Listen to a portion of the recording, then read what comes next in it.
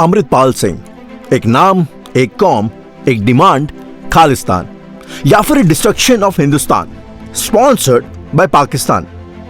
तो कौन है अमृतपाल, इंसान या हैवान? और आखिरकार क्या है यह Khalistan?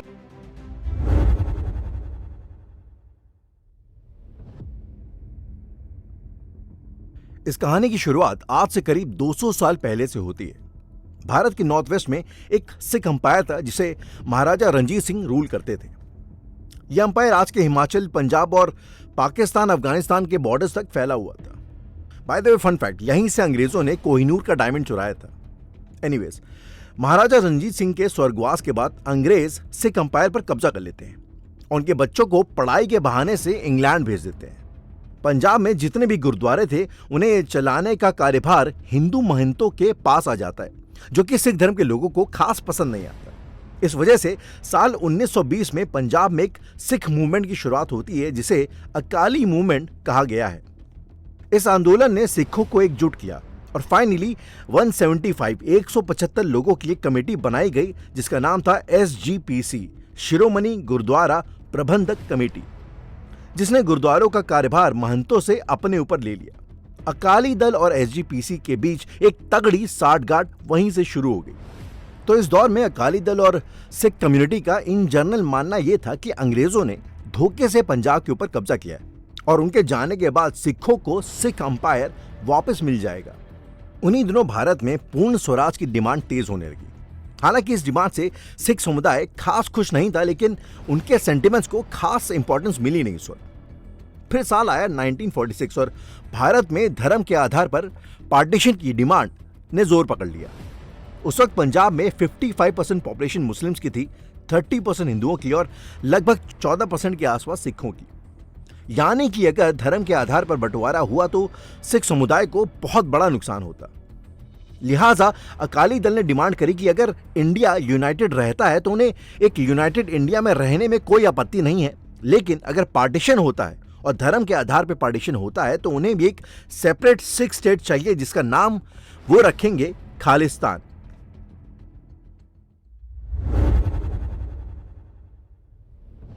Khalistan, a land of Khalsa. Khalsa Sikh समुदाय का एक ट्रेडिशन है जिसकी शुरुआत गुरु गोबिंद सिंह ने साल 1699 में करी थी। खालसा का मतलब होता है खालिस, यानी कि शुद्ध, प्योर। इसी दौरान पंडित जवाहरलाल नेहरू ने 1946 की कोलकाता कांग्रेस मीटिंग में यह बोल दिया कि सिख जो है एक बहादुर कौम है और अगर उन्हें नॉर्थ में एक ऐसा एरिया चाहिए जहां पे सिख आजादी से घूम सके। हालांकि इस स्टेटमेंट से बाद में वो मुकर गए और देश आज तक उनके बयानों की आग को झेल रहा है। खैर, फिर साल आया 1947 और धर्म के आधार पर भारत का बंटवारा हो गया और इस बंटवारे का वाकई में सबसे बड़ा नुकसान हुआ पंजाब को, जिसका 62% एरिया पाकिस्तान में चला गया। उस समय की सिख समुदाय की 55% पॉपुलेशन पाकिस्तान में थी, जो कि ना चाहते हुए भारत आ गई और भारत में उन्हें बसाया गया।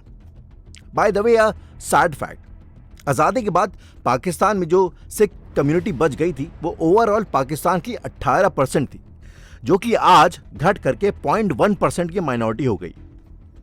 लोग या तो भगा दिए गए, या तो मार दिए गए, या फिर कन्वर्ट कर दिए गए। मतलब 62% एरिया और 0.1% की माइनॉरिटी। लेकिन खालिस्तान की डिमांड सिर्फ भारत में होती है। खैर, अंग्रेजों ने जब सिख अंपायर को बनाया था तब एडमिनिस्ट्रेटिव ईज के लिए, मतलब प्रशासन की आसानी के लिए, आज के हरियाणा को भी पंजाब में जोड़ दिया था। यह फैसला उस वक्त तो इतना बड़ा इशू नहीं बना, लेकिन साल 1956 में यह एक बहुत बड़ी प्रॉब्लम बन गया।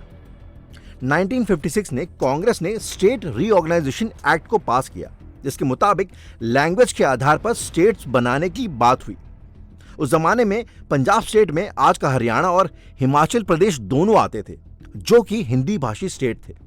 तब उस दौर में सिख समुदाय ने यह डिमांड रखी कि पंजाब को एक सेपरेट स्टेट बना दिया जाए और इस डिमांड को कांग्रेस सरकार ने आउटराइट रिजेक्ट कर दिया और जिसके बाद माहौल खराब हो गया। सिख जो है आंदोलन करने लगे। खालिस्तान की डिमांड ने वापस शक्ल लेनी शुरुआत कर दी। 1956 से 1965 के बीच बहुत सारे आंदोलन हुए, लेकिन कोई सही फैसला हो नहीं पाया। इसी बीच 1965 में इंडिया पाकिस्तान की लड़ाई हो गई, जिसमें सिख समुदाय ने बढ़ चढ़कर हिस्सा लिया और भारत का साथ दिया। हमने जंग जीत ली और सिख समुदाय के बलिदान को देखते हुए पंजाब स्टेट की डिमांड को मान लिया गया।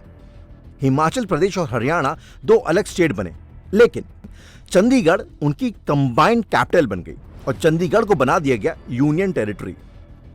चंडीगढ़ में एक सिग्निफिकेंट पॉपुलेशन हिंदुओं की थी, जिसकी वजह से एक पॉलिटिकल माहौल जो है धार्मिक ग्राउंड्स पे बढ़ रहा था, जिसका फायदा मिला अकाली दल को।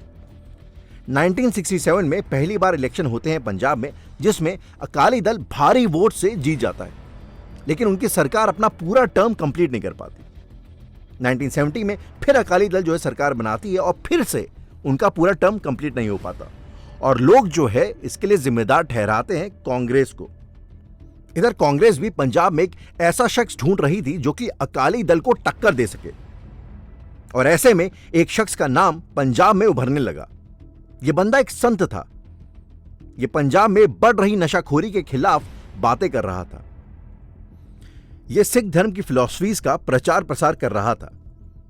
यह पंजाब के भिंडरा वाले गांव से आता था और इस शख्स का नाम था संत जरनैल सिंह भिंडरावाले। आगे जाके यही संत हजारों लोगों का खून करता है, प्लेन हाईजैक करता है, देश भर में टेररिज्म का माहौल बनाता है। इसको पकड़ने के लिए इंडियन आर्मी को गोल्डन टेम्पल में हमला करना पड़ता है और इसके खून के बदले में इंदिरा गांधी जी की हत्या कर दी जाती है।